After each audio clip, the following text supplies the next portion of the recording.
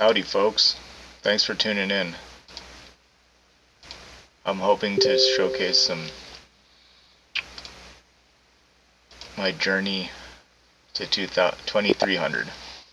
I didn't think I'd ever even get past 1500 at one point. But we get white against Wang Zhe.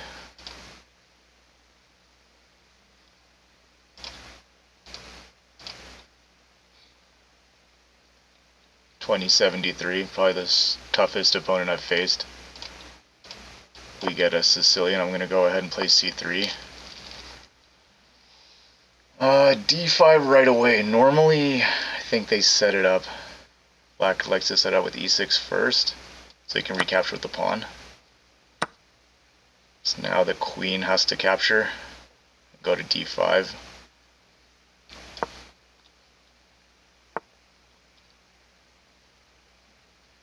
Bishop e2, knight a3, d4.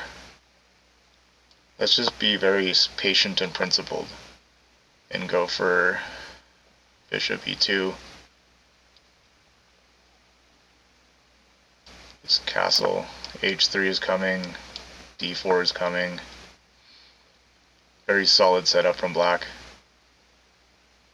Could try to go knight a3 immediately. Knight a3, knight b5.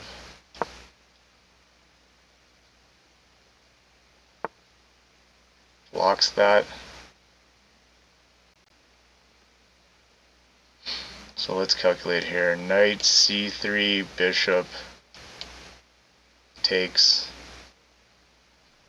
If I recapture, we drop the knight, but win the rook. Or no. So queen takes knight, bishop b7. The rook can go to a7. What about knight c5 or knight c4? Bishop takes knight. Knight b6. Bishop takes queen. Yeah, that. I think we could just try to reroute the knight to c2.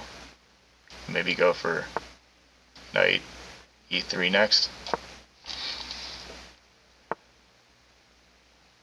Push this pawn.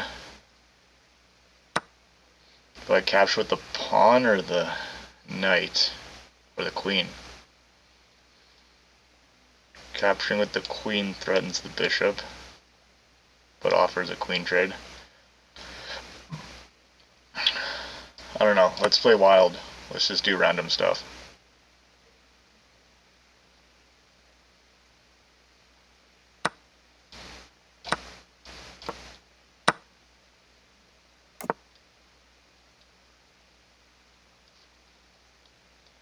Go knight g3.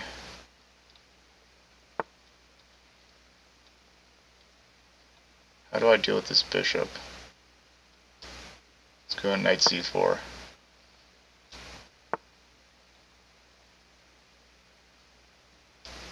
Here, yeah, that kind of traps the knight, so we gotta go back, I think.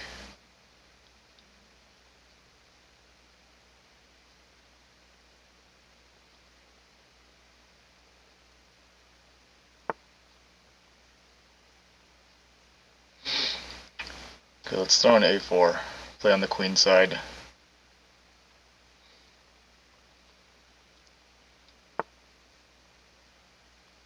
Open up this file.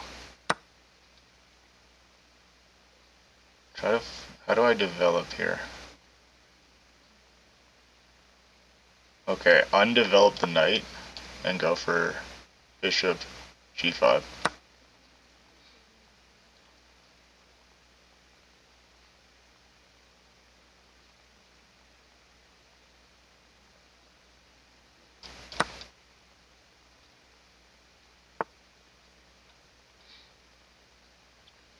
Hmm.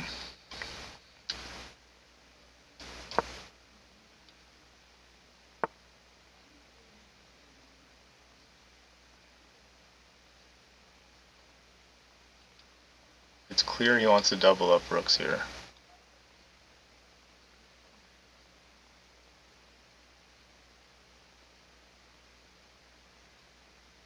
He could activate our own rook to rook a6, but then the knight just moves.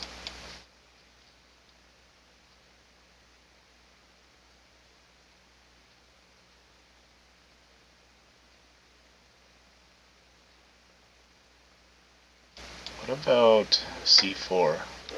c4 he pushes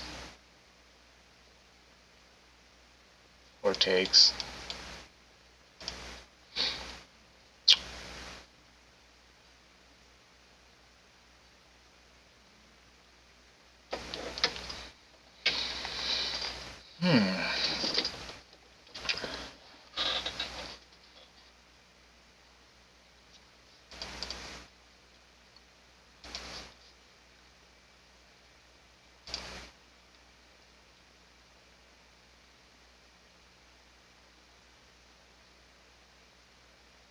Okay, I'm gonna go here.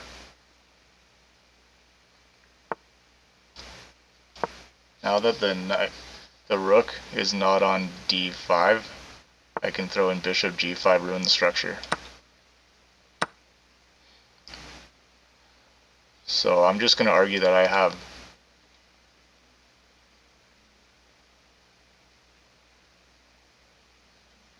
better pawns, although this is this g file is similar to black's f file, but he has two isolated, disconnected pawns.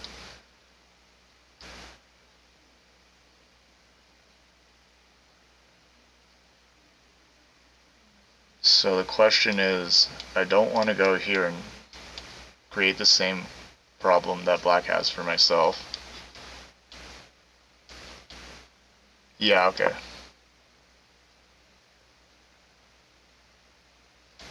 I'm just attracted to getting this here, but I realize black can just defend there.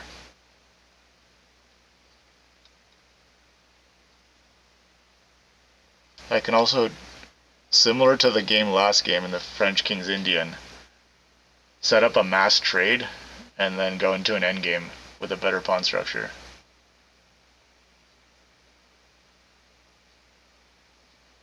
Let's see what black is thinking of doing. Perhaps he himself is not too attracted to this prospect. Disconnected. Interesting.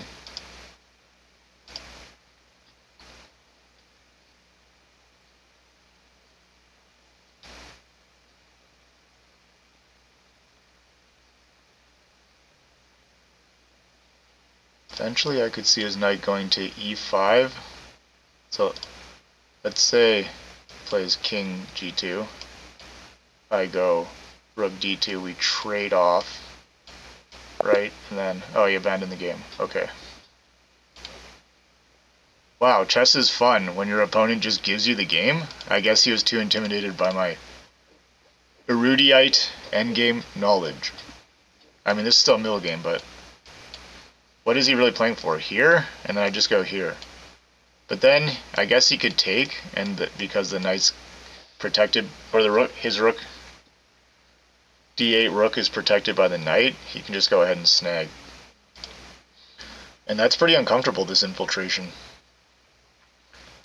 So let's do a game review. I definitely don't know about taking with the queen there.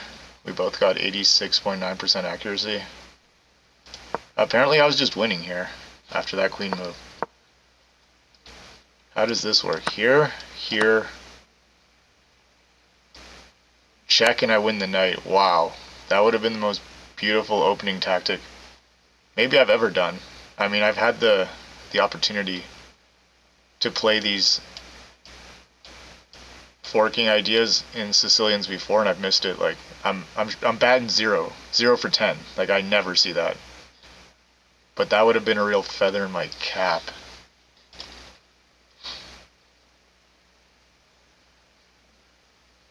Okay, so taking with the queen, I still have an advantage, now it's gone. I don't consider the engine eval when it's smaller than 1 to be anything significant. Maybe at a grandmaster level in a classical game, yeah, it matters, but the game's just a dead draw, so I'm not sure. But anyways, thanks for tuning in. Give a like and subscribe, comment, tell me what you want to see, and see you next tomorrow.